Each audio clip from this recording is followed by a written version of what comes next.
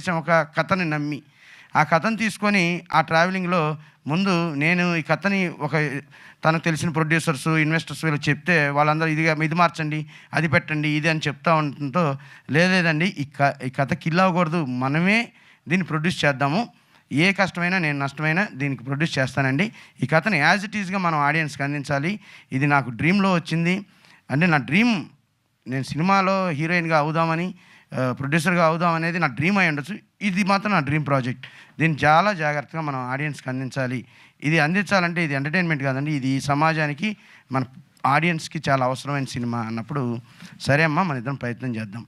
తర్వాత తన banner registration office ఇవన్నీ తీసుకున్నాం. ఎవ్వరూ లేరు, నగేష్ గారు, మేడం, నేను, నాతో పాటు ఒక అసిస్టెంట్ డైరెక్టర్ సోను, ఈ నలుగురితో స్టార్ట్ అయింది. ఆ తర్వాత ఇప్పుడు దీంట్లోకి మన మధు అని కో డైరెక్టర్ అండి. తను కొంచెం అగ్రెసివ్గా ఉంటాడు, హార్ష్గా బిహేవ్ చేస్తాడు, మెంటల్గా బిహేవ్ చేస్తాడు, తనకి చాలా ఫ్యాన్స్ ఫాలోయింగ్ కూడా ఉంటుంది. తనని చూస్తే అందరు పిచ్చోడు అనుకుంటారు.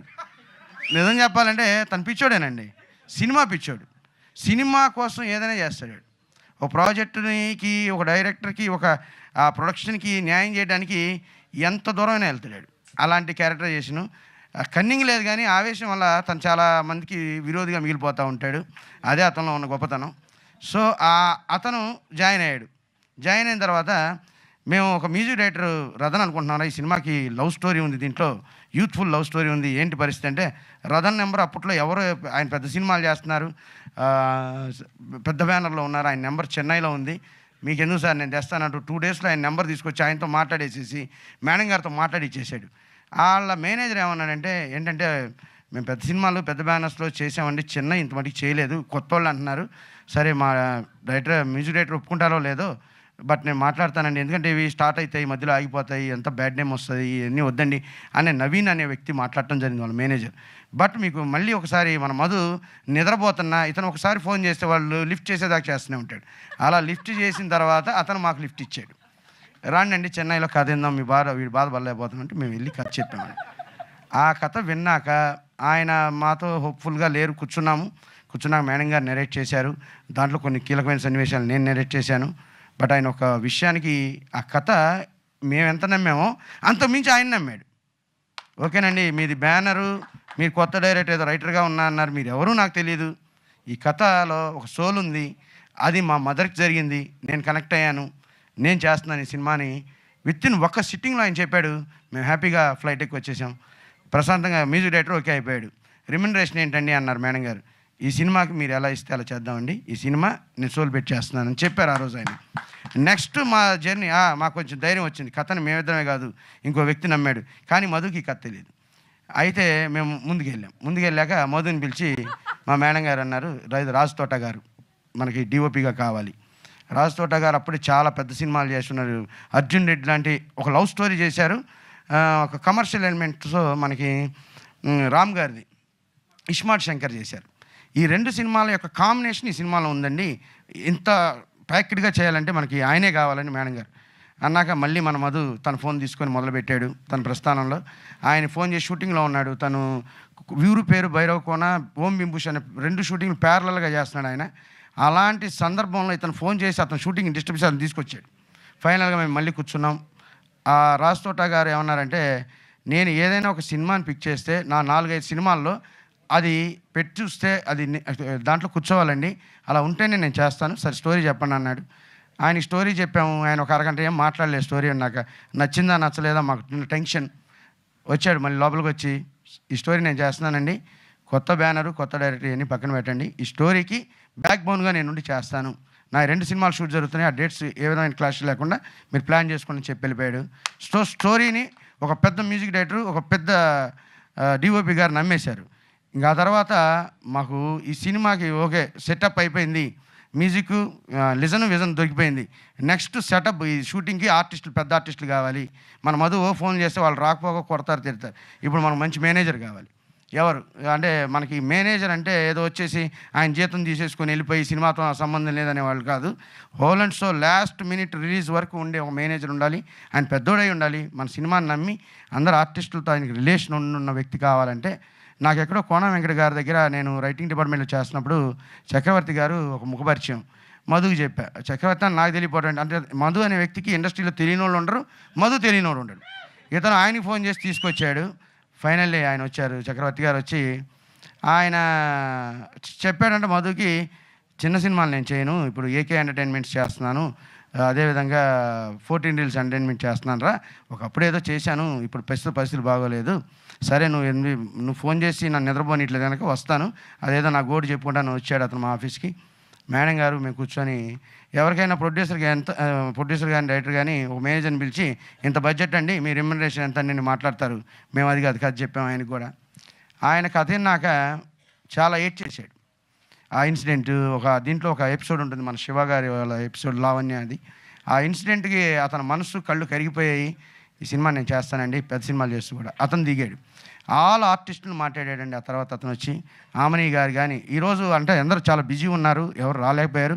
మన ట్రైలర్ లాంచ్కి వచ్చిన కమల్ గారు కానీ, ఆమని గారు కానీ, ప్రమోదిని గారు కానీ, సప్తగిరి కానీ, ఆల్ ఆర్టిస్టులని ఆయన మాట్లాడి, నేను వాళ్ళందరితో రైటింగ్ డిపార్ట్మెంట్లో పనిచేసి ఉన్నాను, బట్ నేను మాట్లాడితే అది ప్రొఫెషనల్గా ఉండదు, తన ద్వారా మాట్లాడించి ఇంటెన్స్ క్రియేట్ చేసి అందరినీ ఎంత బిజీ డేట్లో ఈరోజు చూస్తూనే ఉన్నాం. టెక్నీషియన్స్, మీడియా అందరూ వెబ్ సిరీస్ అని, సీరియల్స్ అని, మూవీస్ అని చాలా బిజీగా ఉన్నారు. ఎవరికి ఒక క్షణం టైం లేదు. ఆడియన్స్ కూడా బిజీగా ఉన్నారు. అయితే ఈ టైంలో వీళ్ళందరినీ సరైన టయానికి మా డేట్స్ క్లాష్ అవ్వకుండా తీసుకొచ్చారు. ఇది జరుగుతున్నప్పుడు ఇదంతా అయిపోతుంది, ఒక సెటప్, ఇప్పుడు హీరో కావాలి మాకు. అప్పుడు దసరా సినిమా రిలీజ్ అయ్యి, ఆ దసరా సినిమాలో మనకి దీక్షిత్ శెట్టి అనే క్యారెక్టర్ ఈ సినిమాకి సరిపోతారనుకొని మేము వెంటనే ఆయన్ని ఫోన్ చేసి అప్రోచ్ అయ్యి బెంగళూరు ఆయనకి స్క్రిప్ట్ పంపించమన్నారు. వాళ్ళ టీంతో స్క్రిప్ట్ చదివారు. ఆయన కూడా చాలా ఎగ్జైట్ అయ్యాడు, చాలా బాగుందండి, అతనికి ఒక టీం ఉంది అంతా వాళ్ళు వెరిఫై చేసి ఒకసారి నరేషన్ ఇమ్మంటే నేను మన నగేష్ గారు వెళ్ళి బెంగళూరు వెళ్ళి నరేట్ చేసాం ఆ సబ్జెక్ట్. అతను చాలా హ్యాపీ ఫీల్ అయ్యాడు, ఈ సబ్జెక్ట్ మనం చేస్తున్నాము. బట్ అతనికి అప్పుడు దసరా వల్ల కొన్ని డేట్స్ క్లాష్ అయ్యి, నాకు 7 months టైం ఇవ్వండి నేను రావాలంటే, నాకు నెట్ఫ్లిక్స్ అవి ఉన్నాయి కొన్ని విషయాలు, ఆ డేట్స్ అన్నీ చూసుకొని రావాలనేసరికి, లేదండి ఇప్పటికే మేము స్క్రిప్ట్ అని అది అని అప్పటికే 6 months గడిచిపోయాయి, సో మనం షూటింగ్ వెళ్ళాలన్న ఒక మూడ్లో అందరూ టెక్నీషియన్స్ ఓకే అయ్యారు, ఆర్టిస్టులు కూడా ఓకే అవుతున్నారు. ఈ టైంలో ఎలా అని ఆయన్ని మీరే కొంచెం మాకు టైం ఇవ్వాలని చాలా ట్రై చేసాం. ఆయన ట్రై చేశారు అటు నుంచి. బట్ ఆయన ఒక మాట అన్నారండి ఆ రోజు, ఈ స్క్రిప్ట్ చదివాను, ఇట్స్ గ్రేట్ స్క్రిప్ట్, చాలా డైలాగ్స్ కానీ స్క్రీన్ ప్లే కానీ చాలా బాగుంది, మా టీం కూడా దీన్ని ఓకే చేశారు. బట్ ఆయన అన్న మాట ఏంటంటే, నేను దీంట్లో చేసినా చేయకపోయినా ఈ స్క్రిప్టే మీకు టెక్నీషియన్స్ని తీసుకొస్తుంది, ఆర్టిస్టులను తీసుకొస్తుంది, ఫైనల్గా మీకు ఆడియన్స్ని కూడా తీసుకొస్తా అని చెప్పాడండి ఆయన ఆ రోజు.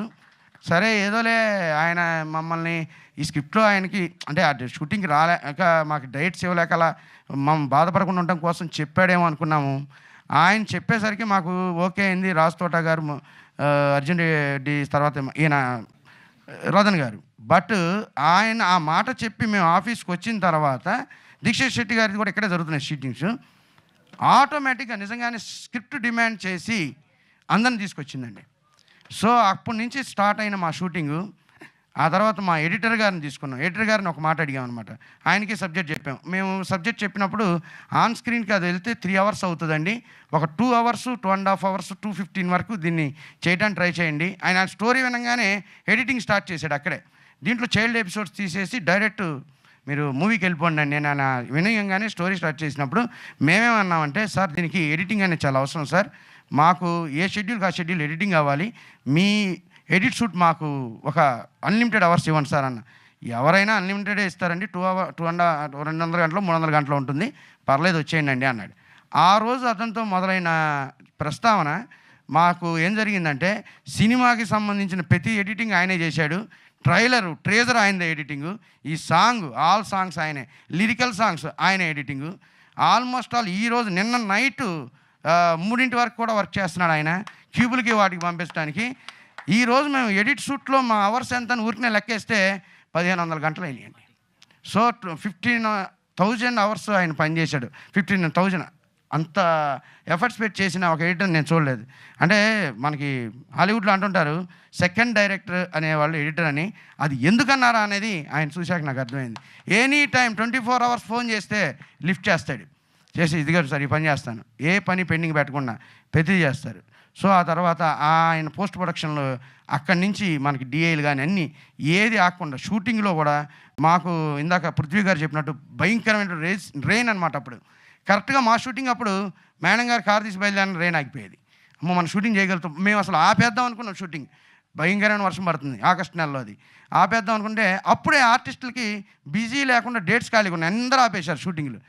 మేము మేడం గారు కూర్చొని, మేడం ఇది మనకి గోల్డెన్ టైం, హీరో గారు కూడా బెంగళూరు నుంచి రావడానికి రెడీగా ఉన్నారు, వర్షాల వల్ల ఏం షూటింగ్ జరగట్లా, వాళ్ళు కూడా మనకి అవైలబుల్ ఉన్నారు, చేసేద్దాం. చేస్తే మాకు 6-7 కార్లు బయలుదేరితే వర్షం ఉండేది కాదండి. హాస్పిటల్కి వెళ్ళిపోయాను, షూటింగ్ చేసుకుని బయటకు వస్తే వర్షం ఉండేది కాదు. అలా మంచి పనికి పంచిభూతాలు సహకరిస్తాయనడానికి ఇది ఒక నిదర్శనం.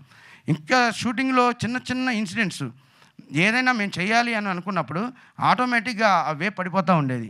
అలా ఒక కథని నమ్మితే, ఆ కథని ఇంతమంది టెక్నీషియన్లు నమ్మి, ఇంతమంది ఆర్టిస్టులు నమ్మి చేసుంటే ఆ కథలో ఏదో విషయం ఉంటుంది.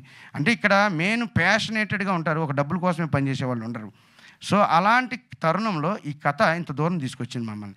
ఇక ఇదంతా అయిపోయాక డబ్బింగ్ దశకు వచ్చాక ఆర్టిస్టులంతా డబ్బింగ్ చెప్తా, వాళ్ళు అక్కడ చూసి డీ అయిపోయిందా అని అడిగారు. లేదండి ఇది రఫ్ వర్షన్ అంటే, ఈ సినిమా హిట్ అని అక్కడ ఆశీర్వదించారు. డబ్బింగ్ చెప్పిన మన రాజు కనకాల గారు కానివ్వండి, ఆమని గారు కానివ్వండి, అందరూ మాకు ఇక్కడ డబ్బింగ్ చెప్పి ప్రొడ్యూసర్ ఫోన్ చేసి మీ సినిమా హిట్ అమ్మా అని పాజిటివ్గా చెప్పేవాళ్ళు.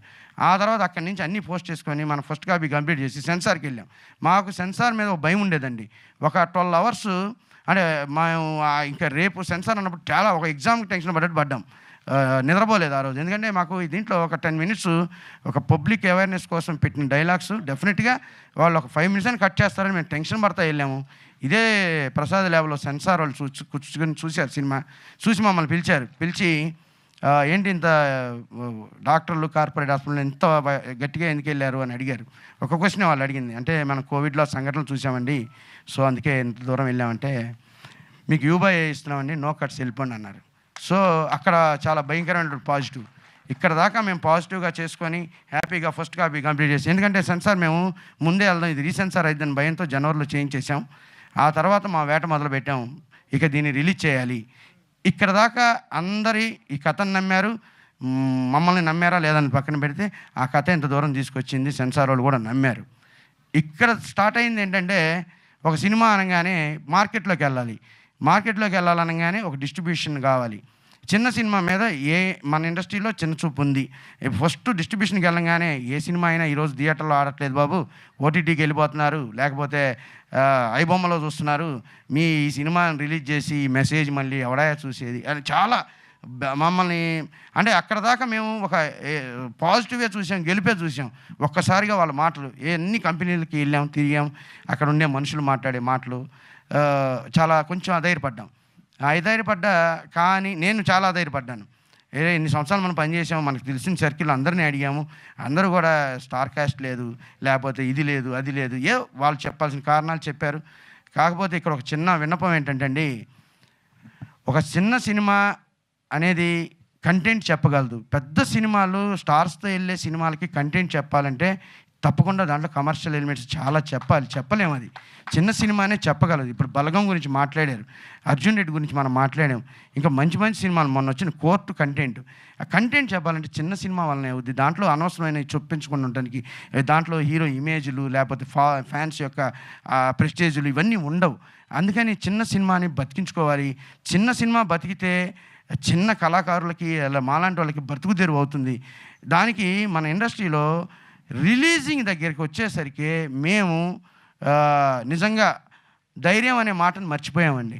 ఇంకా లేదు ఈ సినిమా రిలీజ్ అవ్వదు. వాళ్ళు చెప్పే మాట కూడా 2-3 వేల సినిమాలు పెండింగ్లో ఉన్నాయండి, పెద్ద మీరు ఇంత డబ్బులు పెట్టి తీశారు, ఇంత డబ్బు ఎందుకు పెట్టారు, ఆల్మోస్ట్ ఈ సినిమా మీరు హ్యాపీగా పోస్టల్ ఖర్చులు కూడా రావు, బాక్స్ ఇంట్లో పెట్టుకోండి అన్నట్టుగా భయపెట్టేశారు. నేను ధైర్యం కోల్పోయానండి. ఒక 3 నెలలు జనవరి, ఫిబ్రవరి, మార్చ్ నేను నిజంగా డిప్రెషన్లో ఉన్నాను. మా మేడం